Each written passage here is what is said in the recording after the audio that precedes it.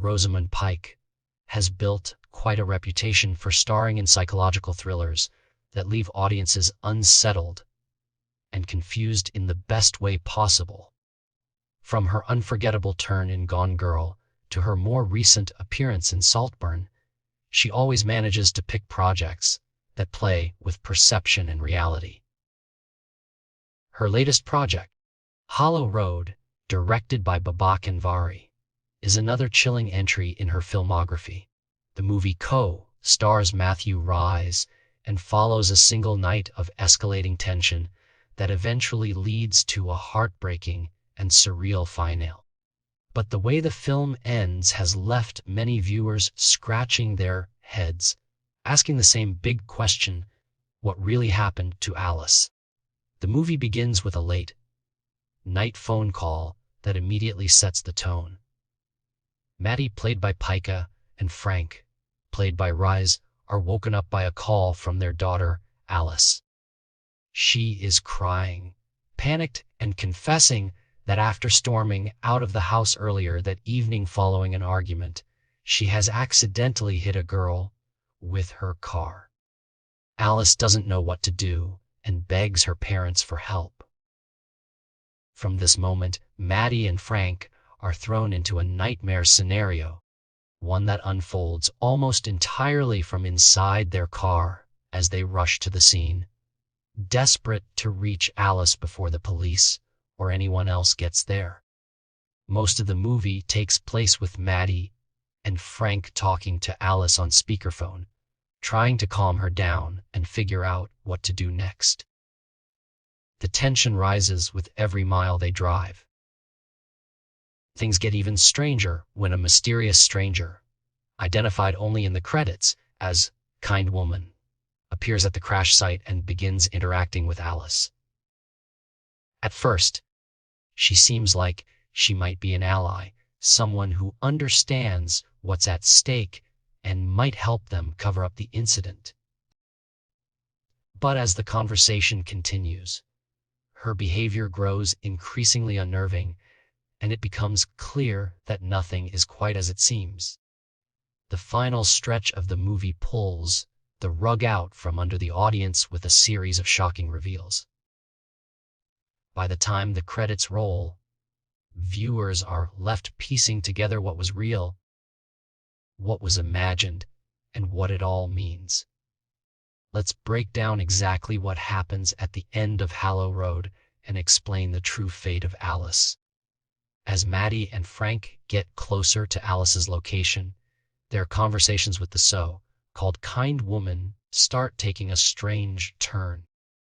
The woman tells them that the girl Alice hit is still alive, contradicting what Alice had said earlier about the victim not moving. Maddie and Frank latch onto this hope, relieved at the idea that the girl might survive. The Kind Woman even appears to sympathize with them as parents, suggesting that she understands the impulse to protect a child from making a life-ruining mistake. For a moment, it seems like she might even help them find a way out of the situation. But Maddie isn't fully convinced. She decides to push Alice to face the truth. She tells Alice that sometimes you have to take responsibility, no matter how terrifying it feels. Maddie then reveals something she had been keeping secret. She quit her job as a paramedic after a patient died under her care. And she couldn't bring herself to tell the grieving family the truth. Carrying that guilt has weighed heavily on her, and she doesn't want Alice to end up with the same kind of burden. It's one of the most emotional moments in the film, showing Maddie's desperation to guide her daughter toward honesty. When Maddie and Frank finally arrive at the crash site on Hallow, the reality of the situation hits them hard. The Kind Woman's assurances had been a lie. The girl lying on the ground is not alive. But the real gut punch comes when they take a closer look. The body isn't just any girl. It's Alice herself. Their daughter, the one they believed they had been speaking to on the phone the whole time, is dead. Frank is immediately crushed by grief, breaking down as he realizes the horrifying truth. Maddie, on the other hand, slips into denial. She keeps driving, insisting that they can still find the kind woman and set things right. In a heartbreaking and surreal scene, she even tries calling Alice again, but instead of her daughter's voice, she hears the kind woman berating Alice, scolding her for wasting her potential. This is where the film reveals its most chilling twist. Attentive viewers might have noticed earlier that the kind woman's voice sounded strangely familiar. That's because she was voiced by Rosamund Pike as well, meaning the kind woman and Maddie are essentially the same person. What the movie is showing us is that Maddie has been having a sort of psychological breakdown.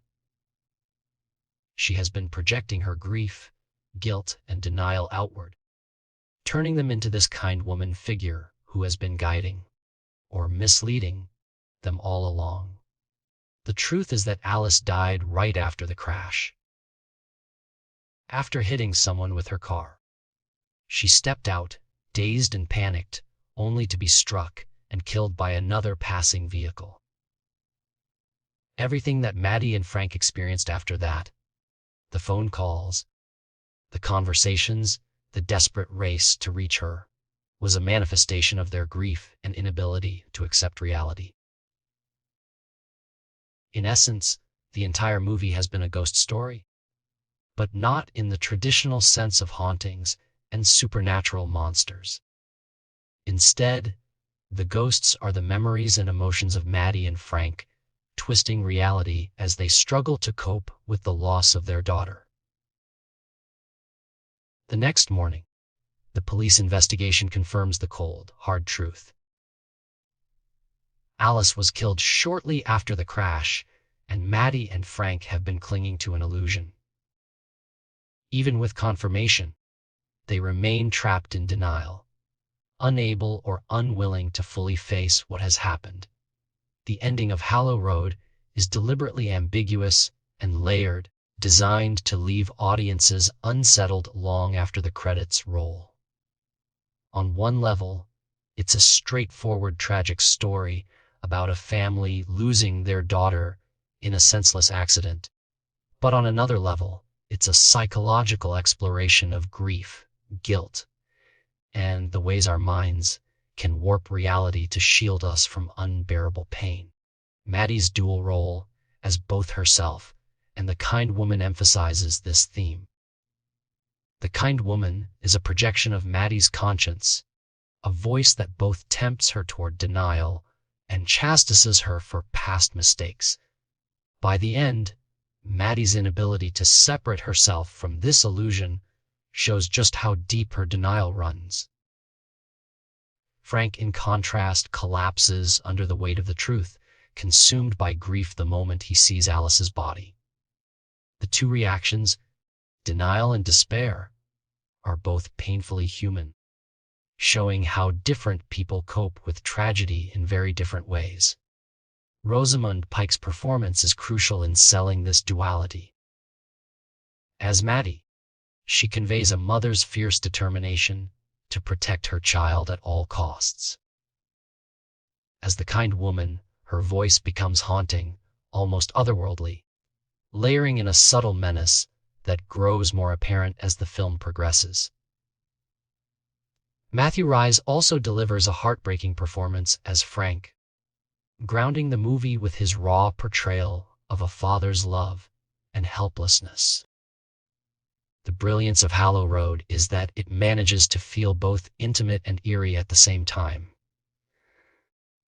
By setting most of the action inside a single car and relying heavily on phone conversations, it creates a claustrophobic atmosphere where the characters and the audience have no escape from the unfolding nightmare. The reveal that Alice has been dead the entire time is devastating precisely because the movie makes us invest so much in the frantic race to save her. In the end, Hollow Road isn't just a thriller. It's a meditation on loss and the lies we tell ourselves when we can't face reality. The ending may leave viewers unsettled, but that's exactly the point. It forces us to think about how grief can twist perception and how denial can feel more comforting than truth, even when it leads us further into despair. So what really happened to Alice? The heartbreaking answer is that she died on Hallow Road the night of the crash. Everything else, the phone calls, the conversations, the strange kind woman, was a construct of Maddie and Frank's grief-stricken minds. By the time the truth is revealed, it's too late for them, and too late for Alice. The film closes not with resolution, but with lingering questions about how we face loss and whether we can ever truly move on from such devastating pain.